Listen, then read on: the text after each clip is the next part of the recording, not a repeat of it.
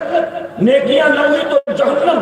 آپ تجھے پتا ہے کہ تیری بدعمالیاں تجھے جہنم میں لے کر چلی جائیں گی، جب تجھے یہ بھی یقین ہے کہ تو اپنی مرضی سے جنت میں نہیں جا سکتا، تجھے جہنم کا ایندھن بنا دیں گے، پھر تو گناہ کیسے کرتا ہے؟ اس نے کہا بس میرے لیے اتنا کافی ہے۔ وہ کہتا ہے آپ یہ 5 باتیں میں یاد رکھوں گا اور اپنے آپ کو گناہ سے بچانے کی کوشش کروں گا۔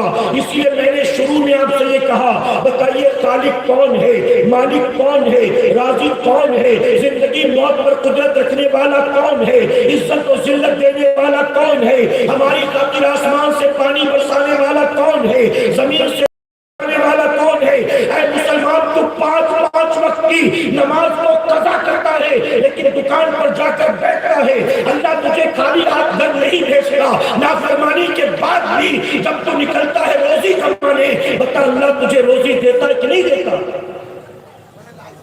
شادی کے موقع پر تو ایک ہفتے ڈی جے بجاتا ہے، اللہ تجھ پر بجلیاں نازل نہیں کرتا، بارات میں پٹاخے اور بم پھوڑتا ہے، اللہ تجھ پر اپنا عذاب مسلط نہیں کرتا۔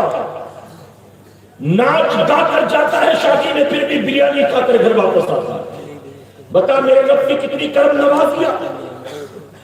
ماضی قریب میں ایک ہماری جماعت کے عالم دین گزرے، ان کی آنکھ کا آپریشن ہوا، توجہ ہے نا، آنکھ کا آپریشن، ڈاکٹر نے کہا زخم ہرا ہے، تاکہ تازہ ہے، آپ نماز پڑھیں گے نا تو 3 دن تک سجدہ مت کیجیے، توجہ ہے نا آپ کی، آنکھ کا آپریشن ہوا، ڈاکٹر نے کہا 3 دن سجدہ مت کرنا نماز میں ورنہ ٹاکا کھل جائے گا، زخم ہرا ہو جائے گا، خون بہنے کا خطرہ، نماز پڑھنا تو سجدہ مت کرنا۔ کہا ٹھیک، گھر آئے، گھر آنے کے بعد اپنی بیوی سے کہتے 3 دن میرے حصے کا کھانا مت بنا۔ بیوی نے کہا ڈاکٹر نے آپ کو سجدہ کرنے سے منع کیا، روٹیاں کھانے سے منع نہیں کیا ہے، کھانا کھانے سے منع نہیں کیا، آپ کیوں کہہ رہے کھانا نہیں کھاؤں گا؟ تو جانتے کیا کہتے ہیں جس رب کا 3 دن سجدہ ہی نہیں کروں گا، کس منہ سے 3 دن اس کی نعمتیں کھاؤں گا؟ جب 3 دن سجدے نہیں کرنا تو 3 دن روٹی بھی نہیں کھانا مجھے۔ ہمارے اندر یہ جذبہ ہے۔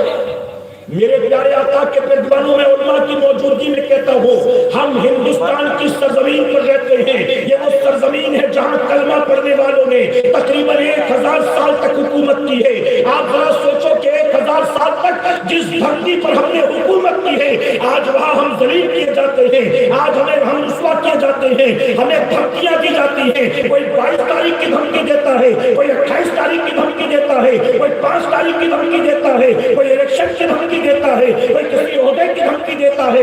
آج بتاؤ ہماری یہ پوزیشن کیوں ہے؟ آج قوم مسلم کے ذلت رسوائی کی وجہ کیا ہے؟